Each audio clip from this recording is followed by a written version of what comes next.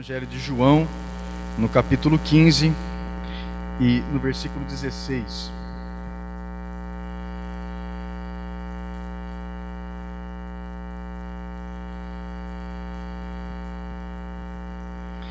Capítulo 15, versículo 16. Todos já encontraram? Amém?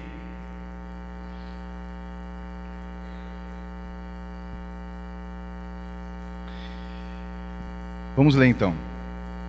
Este versículo diz o seguinte, não fostes vós que me escolhestes a mim, pelo contrário, eu vos escolhi a vós outros, e vos designei para que vades e deis fruto, e o vosso fruto permaneça, a fim de que tudo quanto pedides ao Pai em meu nome, Ele vos conceda. A palavra fala que Jesus nos escolheu. Ele está conversando com os discípulos. Mas quem aqui é discípulo de Jesus? Nós todos somos chamados para ser discípulos. Ele está conversando com os discípulos dele. Então ele menciona que para os discípulos, olha, não foram vocês que me escolheram, mas antes eu vos escolhi. Olha, de verdade, eu me sinto um privilegiado também por isso. Toda vez que eu leio esse versículo, eu me sinto um privilegiado, porque eu fui escolhido por Jesus. Amém? Toca no seu irmão e fala, você também foi escolhido. Nós fomos escolhidos. E isso é um privilégio. Agora, essa escolha, ela vem com uma incumbência. Nós somos escolhidos para produzir fruto, para proclamar o Evangelho do Reino de Deus. Então, todos aqui têm um chamado. Nós já ouvimos muito falar disso, não é novidade dizer isso. Mas é sempre bom a gente lembrar, é sempre bom repetir. Todos aqui têm um chamado. Todos nós temos um chamado para ir, para dar fruto, para proclamar o Evangelho e para fazer com que essas vidas que nós evangelizamos, elas se mantenham no Evangelho, elas fiquem. É o que diz o versículo aqui. Dar fruto e esse fruto permanecer, a fim de que tudo aquilo que nós pedirmos ao Pai, Ele nos conceda, e em nome de Jesus. Aí, irmãos, nós pensamos o seguinte, como é que então nós começamos isso? Surgiu esse pensamento, essa pergunta, quando eu passei a falar de Jesus Cristo. E quando eu passei a falar dele, eu fiquei um pouco preocupado, porque eu não sabia bem o que dizer. E aí me veio uma ideia, na palavra, lendo a palavra, me veio a seguinte ideia, olha, que bom você começar fazendo do jeito que Jesus começou. É uma boa ideia, né? E como é que Jesus começou? Vamos lá. Pode colocar o primeiro versículo. Está lá em Mateus, no capítulo 4, versículo 17, que diz assim, também é uma passagem conhecida. Daí por diante, passou Jesus a pregar e a dizer, arrependei-vos, porque está próximo o reino dos céus. Essa foi a primeira pregação descrita de Jesus, logo após o seu batismo. Foi como ele iniciou o seu ministério. Arrependei-vos, pois está próximo o reino dos céus. Eu achei interessante essa primeira passagem, assim que eu a li a primeira vez, porque eu me espantei até com Jesus, porque ele não disse outra coisa a não ser isso. Arrependei-vos, pois está próximo o reino dos céus. E ele estava diante de uma multidão que tinha doenças, inclusive a lepra, que na época era incurável, era o terror das doenças naquela época. E ele não disse para as pessoas virem até ele para eles serem curados, mas ele disse, arrependei-vos, porque está próximo o reino dos céus. E isso passou a fazer eco na minha cabeça, e a pensar e a meditar sobre o significado dessa palavra, dessa frase de Jesus. Arrependei-vos, pois está próximo o reino dos céus. Ele não disse, por exemplo, você que está endividado, vem até mim. Você que está doente, vem até mim. Não, a primeira pregação dele foi essa. E isso, como eu disse e repito, me impactou e até hoje traz um incômodo na minha alma. Porque Jesus, ele foi exatamente ao ponto que todo ser humano precisa. Todo ser humano precisa. É o arrependimento, mas não é só isso. Eu quero falar um pouco hoje do reino de Deus. Um pouco mais. Eu ouvi uma explicação do Jorge Mitian a respeito do significado do reino de Deus para ele. Numa entrevista, o repórter perguntou para ele: o que você entende hoje, se você fosse me explicar, a respeito do reino de Deus? E ele disse a seguinte explicação. Ele falou o seguinte: olha, para a gente falar do reino de Deus é importante lembrar um pouco do que foi pregado até hoje acerca de Deus. Ele falou assim, ó, em específico, na América Latina, até os anos 50, foi pregado um evangelho anticatólico. Até por conta da dominação, né, da colonização nossa na América Latina. E isso trouxe muita disputa, muita divergência. Então, essencialmente, era um evangelho contra as doutrinas da Igreja Católica.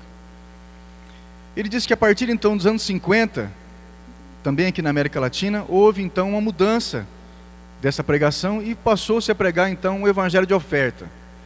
O evangelho de oferta que apenas dizia o seguinte: olha, venha para Jesus, Ele perdoa os seus pecados, Ele te salva, Ele tem o melhor para você, Ele tem a paz para você. E era só isso que se pregava. Eu, inclusive, vim a Cristo nesse evangelho da oferta. E aí então ele entra no evangelho do reino. Ele diz que, pesquisando acerca desse evangelho da oferta, ele foi animado a pesquisar alguma coisa sobre esse evangelho que era pregado, se ele existia uma referência bíblica disso. E ele não encontrou. Muito pelo contrário, ele encontrou pelo menos 130 passagens ou versículos no Novo Testamento que falava do reino. Isso chamou a atenção dele, então eles passaram a pregar o evangelho do reino. Amém? É por isso que aqui nós falamos também acerca disso. O evangelho que nós pregamos não é um evangelho anticatólico. Não é também o evangelho da oferta, mas é o evangelho do reino. Não porque nós somos melhores que ninguém, mas exatamente porque Jesus começou a pregar exatamente isso. Não foi outro evangelho que ele pregou, foi o evangelho do reino. E ele continua na pregação dele, logo ao ensinar o Pai Nosso, que nós todos conhecemos, que está lá no capítulo 6 do evangelho de Mateus. Ele ensina a nós orarmos. E eu utilizo muito o evangelho do Pai Nosso para evangelizar. Porque, no meu ponto de vista, assim como Jesus tem falado comigo, ele vai ao ponto da necessidade do ser humano. E ele, então, nós conhecemos essa oração, e eu gosto exatamente quando no versículo 10 ele menciona: venha o teu reino. Venha o teu reino. Eu vou contar uma experiência minha. Eu morava em São Paulo, morava com a minha tia, isso no final dos anos 90, melhor, no começo dos anos 90. E eu não conhecia, eu fiquei bastante assustado com aquela realidade da capital e me pus a orar, a única oração que eu conhecia, né, que era a oração do Pai Nosso. E eu parei exatamente aqui, no versículo 10. Venha o teu reino. Eu nunca tinha ouvido falar disso, mas naquele dia eu resolvi bater um papo com Jesus, com Deus. Eu abri minha janela e eu olhava para o céu assim de noite, sentado na cama, e eu olhava para o céu e comecei a fazer essa oração e eu parei aí. Isso me chamou a atenção. E eu falei: Pai, mas que reino é esse? E realmente eu nunca tinha parado para meditar nessa oração e pensar nessa oração. E me veio então essa percepção de orar, de pedir a Deus uma revelação do reino dele. E isso mudou a minha vida. E hoje para nós eu percebo uma coisa, que é exatamente esse ponto, a questão do reino de Deus, que tem a ver com a mensagem principal do evangelho do reino para nós. Na época de Jesus existiam vários reinos e a sua linguagem ela foi apropriada para essa realidade. No reino há um rei, e essa figura pode passar desapercebida para nós, por não sermos uma monarquia. Hoje a gente não vive uma monarquia, então de repente, até por conta disso, essa linguagem, vem o teu reino, para nós ela soa esquisita, porque não traz uma realidade que nós vivemos, de monarquia. Nós vivemos numa república. O nosso modelo de governo é esse. E é evidente que a gente conhece isso, que no rei, na monarquia existe a figura do rei, o monarca, que ele reúne em si os três poderes, que hoje nós conhecemos, o legislativo, o judiciário, o executivo. O rei, ele cria as leis, ele julga de acordo com essas leis e também executa essas próprias leis. E assim ele estabelece o seu governo. Assim, o reino, ele traz em si a ideia de um governo. Ele é a autoridade máxima. Quando ele julga, ele tem o poder da vida e da morte. O rei. Não é, como eu disse, uma realidade nossa. Nós vivemos uma república. Mas venha o teu reino. Venha o teu reino. Eu percebo uma revelação importantíssima quando Jesus, ele ensina os discípulos a orarem. É como se ele colocasse realmente palavras nas bocas dos discípulos. Ele está dizendo o seguinte: olha, quando vocês forem orar, orem desse jeito. Orem assim, repitam o que eu estou falando. Então ele vem, e venha o teu reino. Quando ele ensina essa oração, ele está dizendo que a gente deve pedir que o reino de Deus venha até nós. Eu acho que isso é claro, né? Mas para mim na época não era claro. Até que eu passei a entender isso. Poxa, eu estou pedindo para que o reino de Deus venha até a minha vida. E eu costumo usar muito esse evangelho, essa oração, para evangelizar as pessoas que ainda não conhecem a Jesus. Essa oração, ela revela muito acerca do governo de Deus e acerca dessa vinda às nossas vidas e também a relação à nossa própria existência. Ele nos ensinou a chamar, a pedir esse reino. E isso tem uma razão muito simples. É que a separação que ocorreu com a queda do homem trouxe desordem e, portanto, os homens estão desgovernados. Se a imagem do reino traz a ideia de governo, Jesus tinha que ensinar-nos a orar, a pedir que esse governo voltasse às nossas vidas, porque os homens, via de regra, sem Deus, estão desgovernados. As pessoas que não conhecem ainda a ideia do reino, ou que ainda não se submeteram ao reino, estão desgovernados. E naquela época eu andava desgovernado. E isso trouxe para mim uma revelação acerca da desordem da minha vida e a desordem do mundo. A desordem que a gente percebe nos nossos dias em função exatamente das pessoas não ainda se submeterem ao reino de Deus. Todo ser humano, ele precisa ouvir essa mensagem de que sem o reino de Deus, ele está desgovernado. E é interessante, uma ocasião eu conversei sobre isso com uma pessoa e ela passou isso no ambiente de trabalho dela. E ela ficou surpresa como essa conversa rendeu algumas semanas de debates e discussões muito saudáveis sobre exatamente a pessoa que anda sem o reino de Deus. O desgoverno, a desordem que se implanta na vida dessa pessoa. Por isso eu costumo usar isso como evangelismo, porque isso realmente ajuda-nos muito, é uma ferramenta poderosa de Deus para levar as pessoas a entenderem a situação que elas estão quando elas não conhecem o reino. Por isso que eu digo que todo ser humano precisa ouvir essa mensagem, de que sem o reino de Deus, ele está desgovernado. Ele não sabe o que fazer da sua vida, da sua existência, não existe orientação. Está sem rumo, anda para todos os lados sem saber o que fazer. Impera a confusão, a desordem. E por existirem isso, ele acaba fazendo o que acha que é certo e o que vem à cabeça.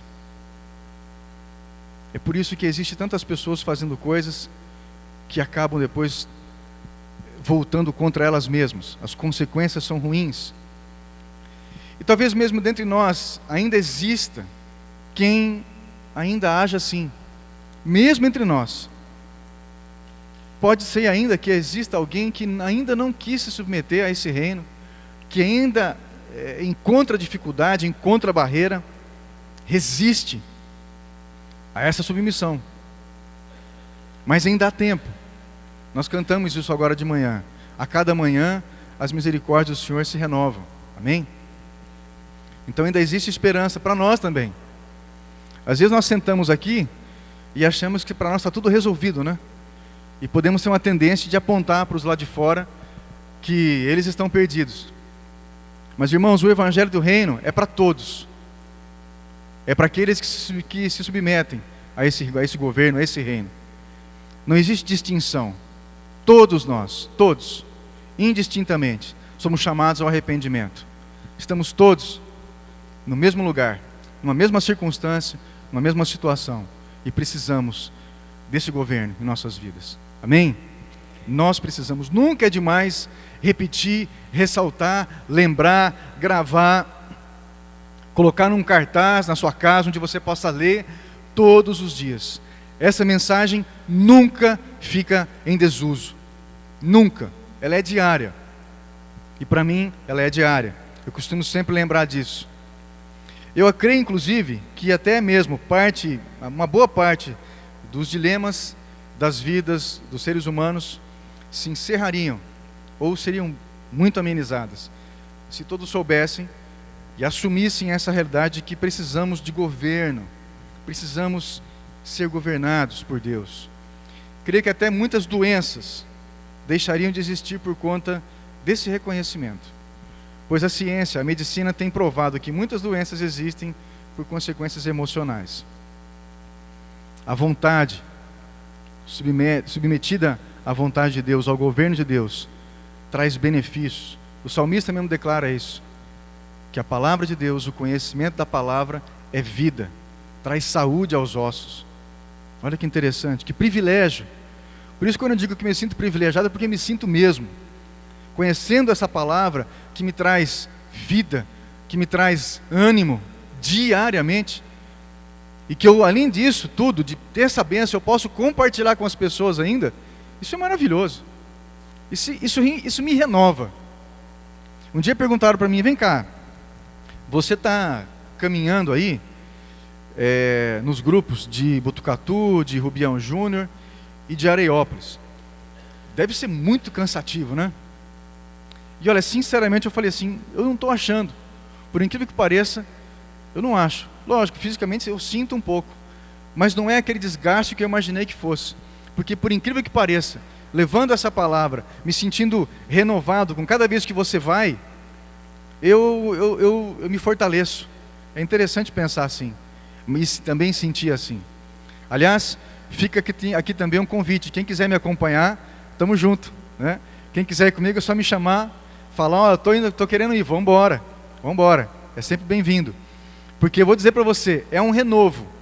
A gente imagina que vai ser cansativo. E olha, eu tenho experimentado isso. Não é. É um renovo para mim.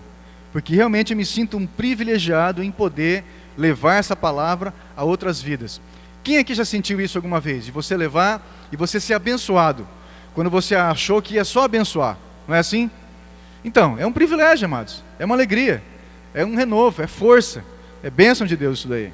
A gente nunca deveria ficar tímido. Ai, será que vão me chamar agora, né? Não. Sinceramente, acho que a gente deveria se oferecer para participar disso. No seu grupo, onde for. Porque isso, ao contrário do que possa pensar, renova nossas vidas. Traz energia, né? Traz o renovo.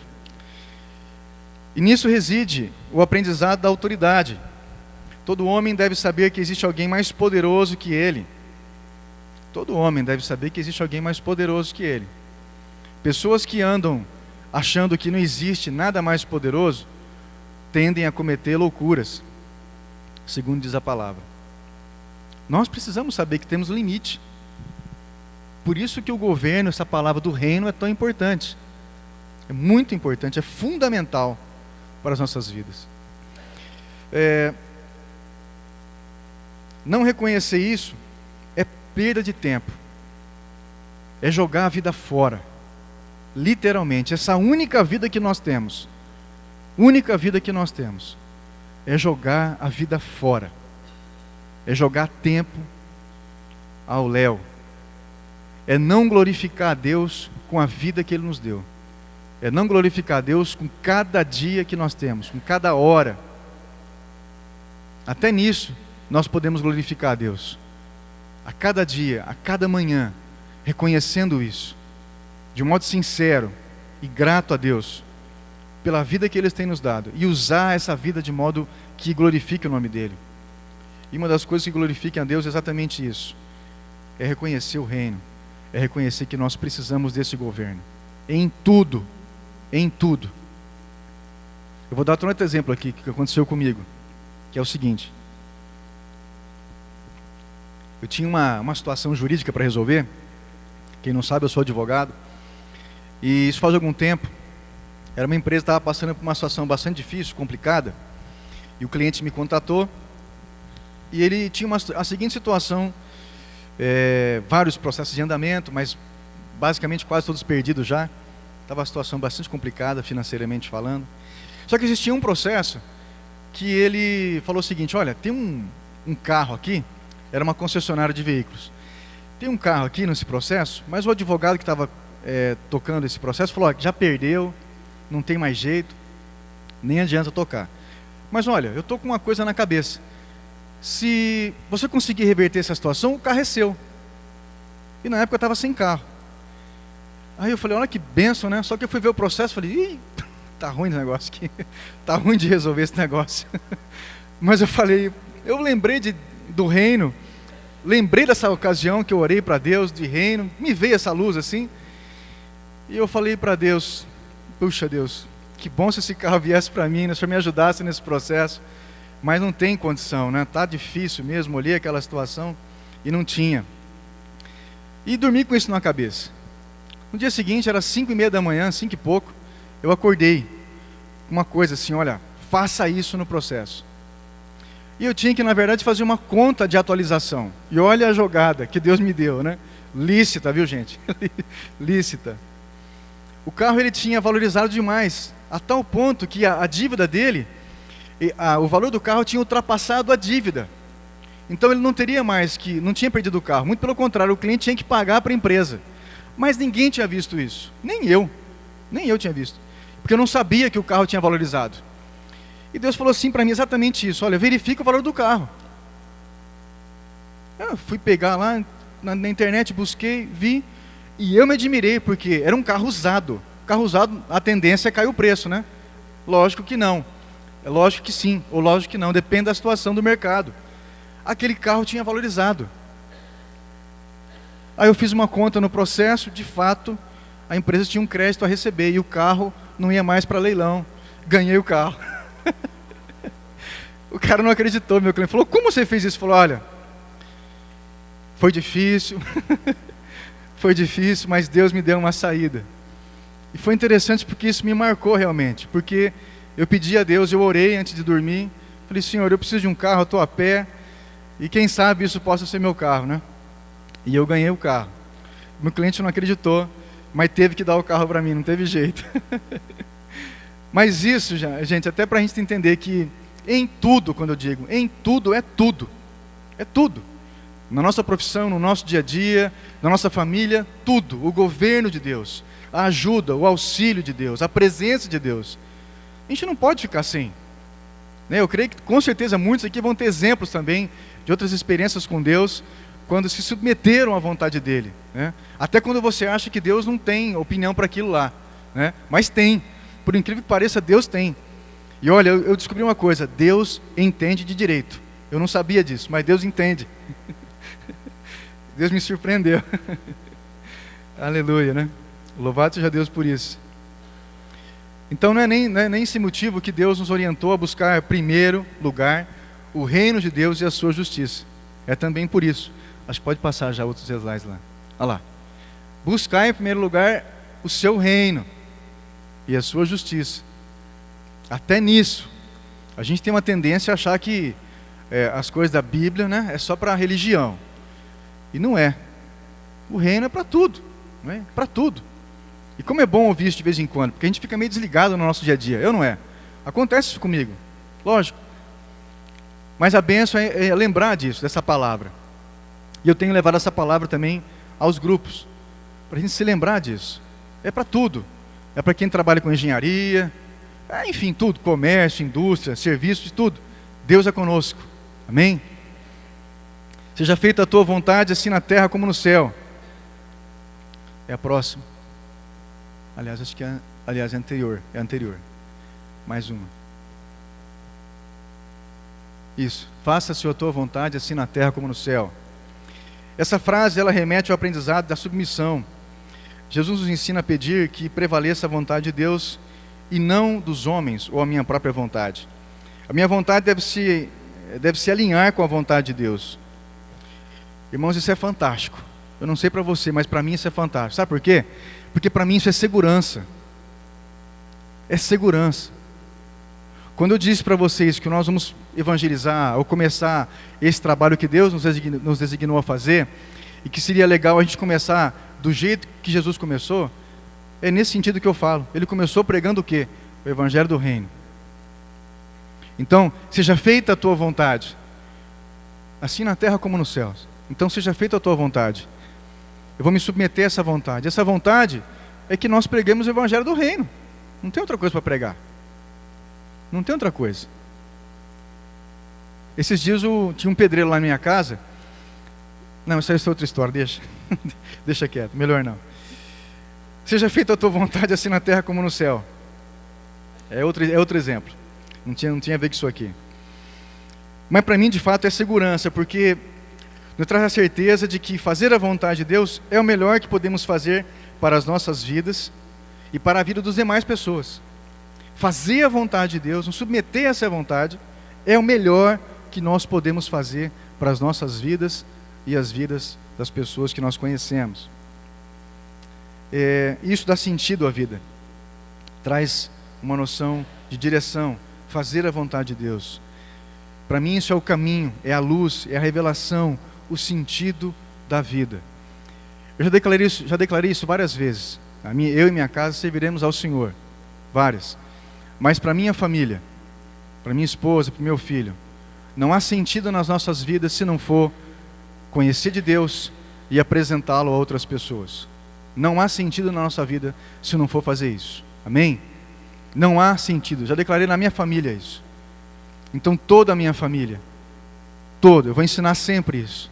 Se você quer saber por que você foi criado, qual o sentido da sua existência, da minha existência, é fazer a vontade de Deus, é submeter a vontade de Deus, é ir, dar fruto, produzir, é isso. Essa é a primeira coisa de tudo. É o que dá orientação, é o que dá sentido, é o que dá vida, é o que dá força. Amém? Nós sabemos qual é a vontade de Deus. Nós sabemos. Jesus falou a vontade de Deus e Ele mesmo se submeteu a essa vontade.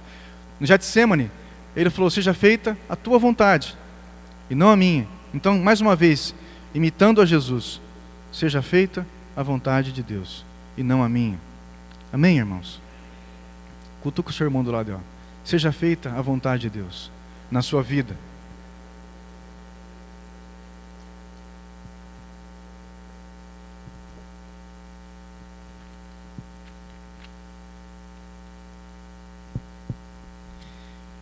Seja feita a tua vontade, assim na terra como nos céus. Podemos passar outro versículo? Mais um. Isso. Mais um. Olha lá. A vontade de Deus. Uma delas, nós conhecemos e pregamos sempre. Pode passar mais um. Olha lá. Ensinando-os a guardar todas as coisas que vos tenho ordenado. E eis que estou.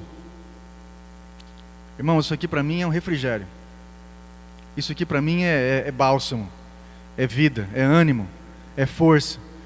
Porque quando eu me levanto, eu me lembro desse versículo, até me coloquei em vermelho por causa disso. Estou.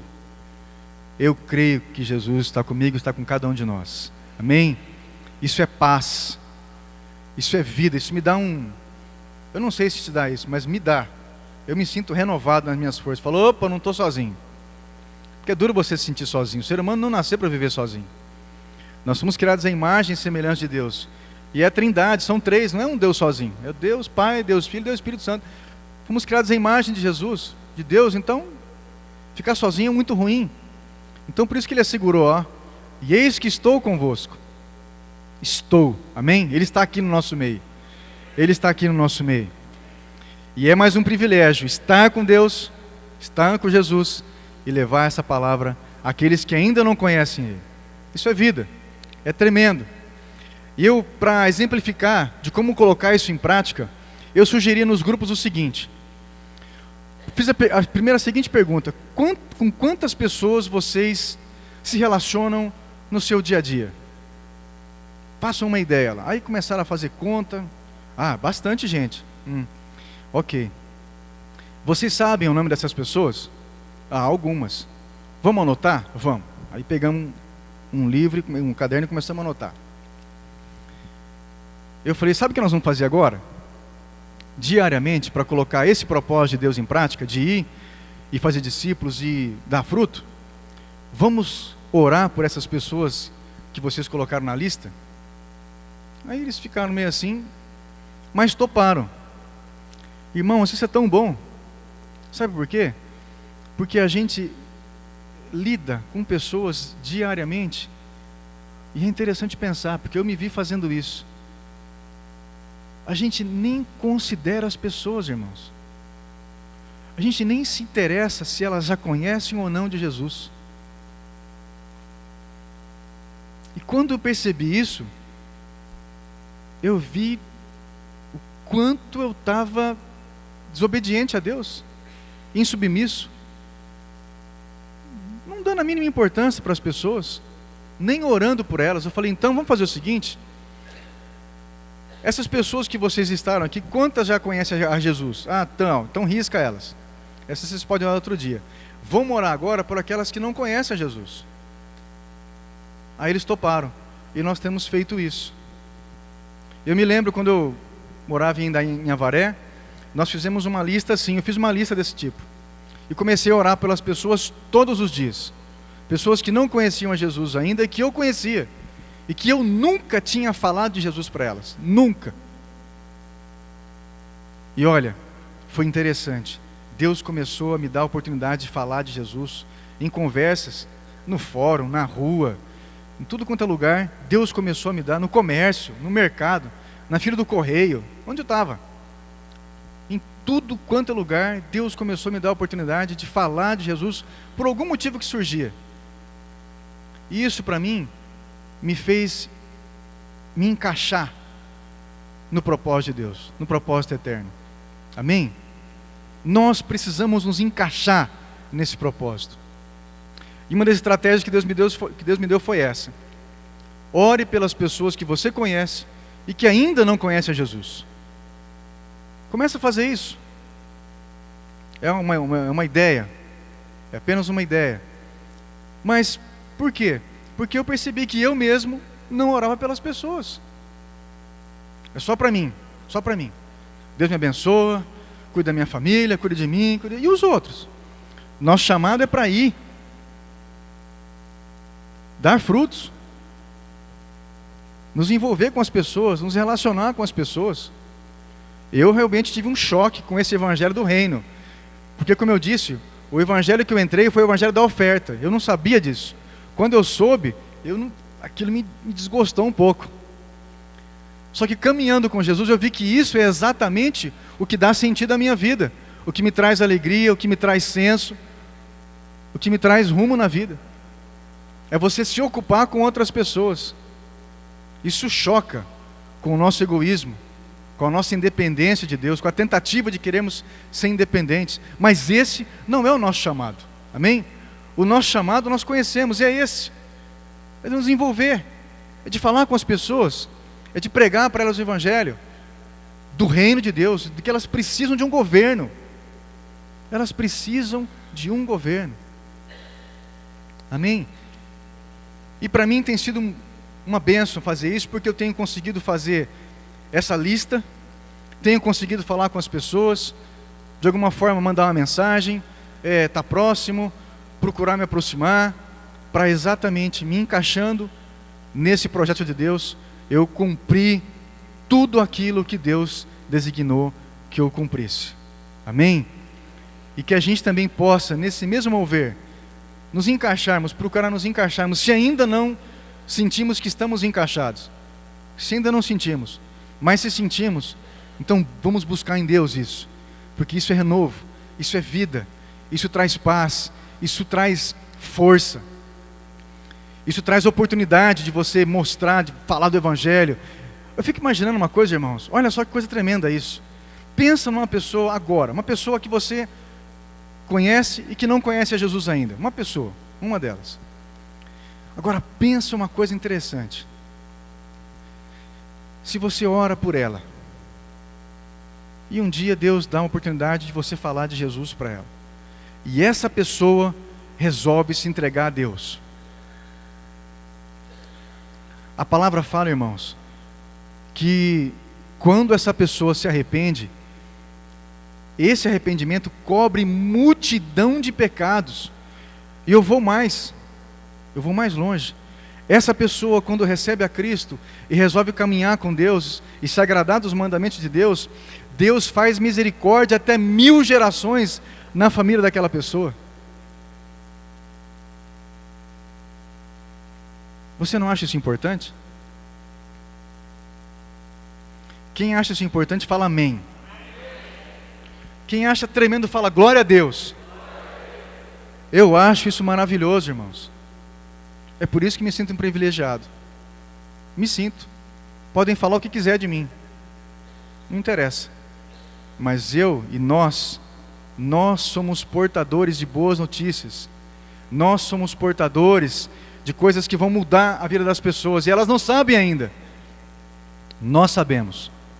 Por isso, incumbe a nós proclamar esse evangelho do reino, que traz vida, que traz sentido, que traz governo, que traz ordem, que traz toda a direção que todo ser humano precisa e ainda não sabe, mas nós sabemos. E nós que sabemos, vamos proclamar esse evangelho em nome de Jesus. Amém? Deus nos abençoe nessa palavra e nesse mover de levar o evangelho, ainda esse ano de 2008, que você possa ter discípulos, que você possa ter pessoas que você falou de Jesus, que você chegar nesse final desse ano e falar, puxa, a minha vida fez sentido, a minha vida, essa existência nesse ano, trouxe fruto para a minha vida, trouxe fruto para o reino de Deus, e eu posso continuar sendo um instrumento de Deus na expansão desse reino maravilhoso que eu faço parte e que traz vida. Amém? Deus abençoe a cada um de nós, em nome de Jesus. Amém. tvcmc.com.br é o nosso canal para compartilhar o Evangelho do Reino de Deus e o senhorio de Jesus Cristo.